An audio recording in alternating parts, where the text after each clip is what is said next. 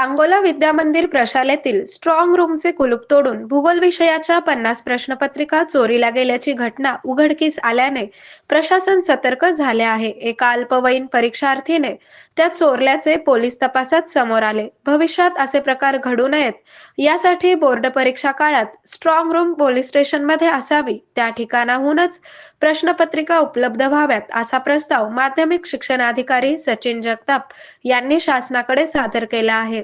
प्रत्येक तालुक्यामध्ये बोर्डाच्या परीक्षेदरम्यान एका मध्यवर्ती ठिकाणच्या शाळेत स्वतंत्र स्ट्रॉंग रूम तयार करण्यात येते. त्या शाळेतील मुख्याध्यापक, केंद्र प्रमुख, गट शिक्षण अधिकारी हे स्थानिक अधिकारी असतात. त्या स्ट्रॉंग रूमच्या बाहेर सीसीटीव्ही कॅमेरासह 2 पोलिसांची बंदोबस्तासाठी नियुक्ती असते. मध्यवर्ती भागातील शाळेऐवजी परीक्षा कालावधीपर्यंत संबंधित पोलीस स्टेशनमधील महिला कोठडीमध्ये बोर्डाची स्ट्रॉंग रूम असावी. परीक्षा सुरू होण्यापूर्वी संबंधित जबाबदार शिक्षक पोलीस स्टेशनमध्ये आल्यानंतर दप्तरात नोंदी करून त्या स्ट्रॉंग रूम मधून प्रश्नपत्रिका नेणे, पेपर सुटल्यानंतर उत्तरपत्रिका त्या ठिकाणी जमा करून तेथून आरोग्य म्हणजे केवळ औषध नाही, तर निसर्गाच्या योग्य उपचारांनी मिळणारी खरी आरामदायक अनुभूती. सोलापूरमध्ये निसर्गोपचाराचं विश्वासाचं नाव लिमये निसर्गोपचार केंद्र.